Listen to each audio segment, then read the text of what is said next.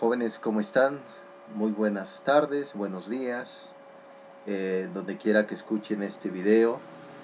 Pues es ya la parte final de este libro que fue publicado en 1991 en la UNAM, en las publicaciones de Porrúa, no Miguel Ángel Porrúa, Porrúa. Salió a la luz este concepto de sociología que está enfocado en el ambiente educativo, como era la materia que llevamos. El autor, como hemos comentado, Leandro Azuara, es un hombre filósofo, eh, pues un hombre que ha pensado la sociedad desde la ciencia sociológica, que ya le hemos visto de qué trata la propia sociología, más que nunca ahora, en estos tiempos, que estamos viendo un cambio, estamos viendo también dificultades y apelamos también al núcleo familiar, que es importante para el apoyo para estos días. Este libro, como les dije, que salió a la luz en 1991, ha tenido ya muchas eh, pues, reinterpretaciones, reimpresiones también, y pues puede surgir más capítulos. Hasta ahora tiene prácticamente lo que es 17 capítulos. Nosotros llegamos nada más al capítulo 14, que es la sociología de la burocracia. Entonces le voy a exponer la parte final, sino antes comentar con ustedes que pues necesitamos interpretar bien la realidad. ¿La realidad qué es? Yo creo que es un punto esencial. Ya el propio Aristóteles comentaba que la realidad es todo aquello que podemos tener certeza. Entonces yo considero que la certeza viene acorde al concepto de la realidad, y a raíz de eso podemos ir tomando decisiones. ¿Qué tipo de decisiones? Educativas, familiares, políticas también, porque también vivimos la política, diferentes aspectos.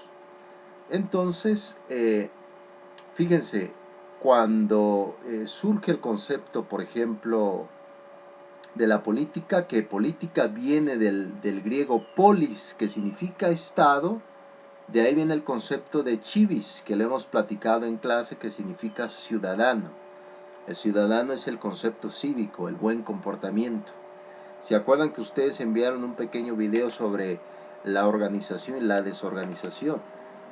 Pues bien, también la parte del egoísmo que estamos viviendo a veces por algunos países.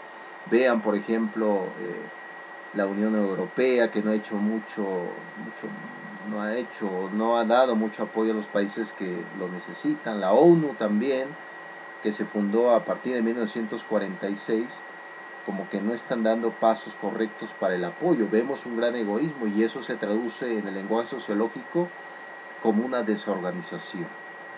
Entonces, eh, ahora más que nunca se va a poner en tela, prácticamente en juicio y en juego también, el concepto de la moralidad, donde nosotros tenemos que ver hasta qué momento debemos de mantenernos fijos en el bien, que el bien, como ustedes saben, genera una estructura y un orden en nuestra vida. El mal es desorganización.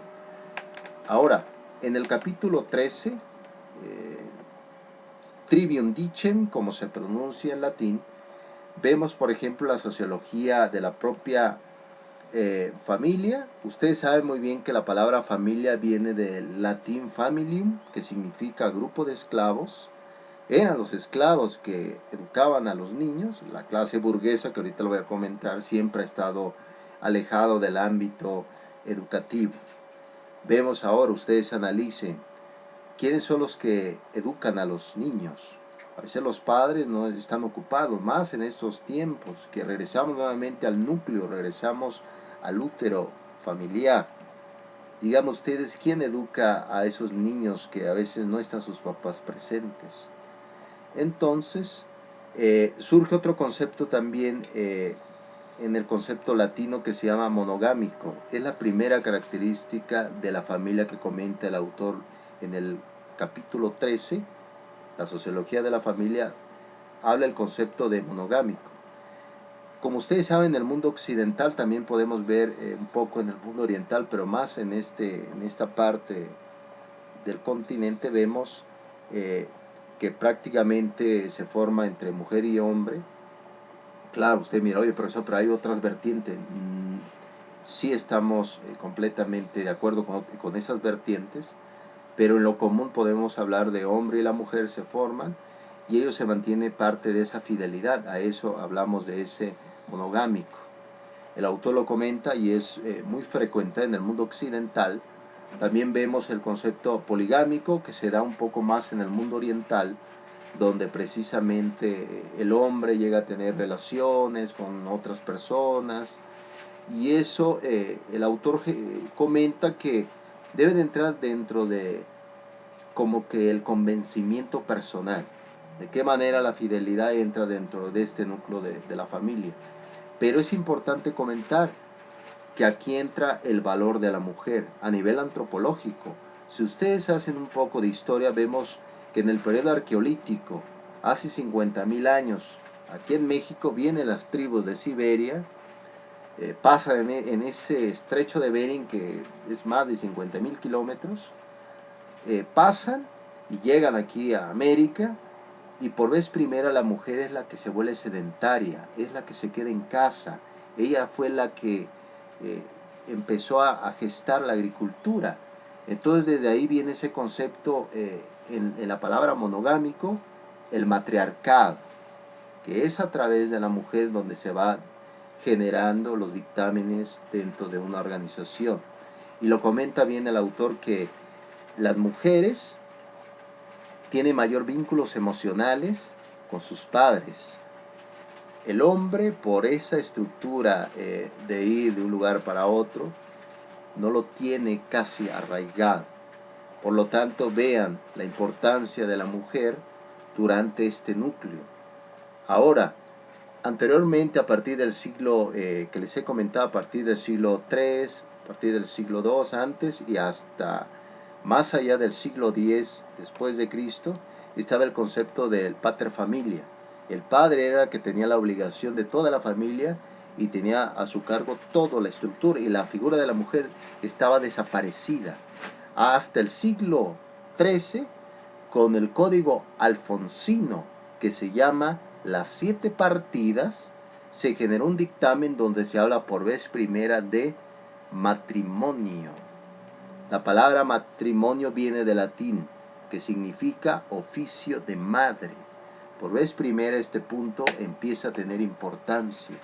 Vean ustedes me han enviado su genealogía histórica. Vean ustedes qué tan importante tiene su mamá, sus abuelitas, sus hermanas, sus primas en su vida. Y de qué manera ese contagio femenino puede ayudar a ese cambio de la propia sociedad. Ya en el capítulo 14 se habla de la sociología de la burguesía. Acuérdense que la palabra burguesía viene también de la palabra latina civitates, que hace alusión a los ciudadanos de la ciudad. Pero sin embargo, Max Weber comenta sobre el concepto de la burguesía, la que la burguesía se transforma a raíz de los trabajadores, a raíz de ese concepto de la plusvalía que le hemos debatido en clases. Eso lo comenta muy bien Max Weber en el concepto de anomía. Es una palabra latina que significa ausencia de normas. Vean ustedes lo que está pasando ahora. Hay personas que abusan de las circunstancias que estamos viviendo ahora en México y hacen anomía, no respetan las normas. Pues realmente el autor Leandro fue una propuesta interesante. Claro, la crítica que le puedo hacer yo al autor es que la sociología ahorita ya cambió bastante. Ya los conceptos que ha manejado él han quedado un poco caducados, porque no solamente hablamos de un concepto de la familia, un concepto de la burguesía, sino vemos una transformación global. Hablamos de una geopolítica, ya no hablamos de una política solamente a nivel sociológico. Ya no se habla de una organización, sino se habla de polis, desorganización, polis-organización. Vean que también los conceptos van cambiando. Esa sería la crítica que le puedo hacer al autor. Yo creo que es un libro, no se puede despreciar. Podemos tomar concepto y sobre todo traerlo al ámbito educativo, al ámbito de la psicología organizacional donde ustedes están. Porque al final de cuentas la educación es un grupo social. La educación también es una enseñanza de adoctrinamiento, podemos decir también. Entonces, bien jóvenes, espero su trabajo final de ustedes este 5 de abril.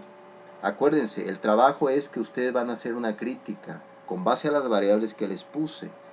Es decir, si ustedes quieren salir dando la explicación, pueden salir dando una pequeña clasecita. De fondo pueden poner un papel bond, un pizarrón, hacer anotaciones, una presentación y que alguien lo esté grabando. Con eso ya tienen su trabajo listos y yo lo voy a esperar. Recuerden, el día 6 de abril voy a enviar ya el reporte de calificación del segundo parcial. Pues eso es la sociología, jóvenes.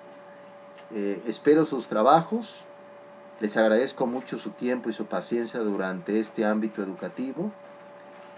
Busquen la prosperidad, apóyense entre el núcleo familiar y sobre todo trabajen el concepto de la moralidad que tanto necesitamos en este tiempo. Sean luz para el mundo.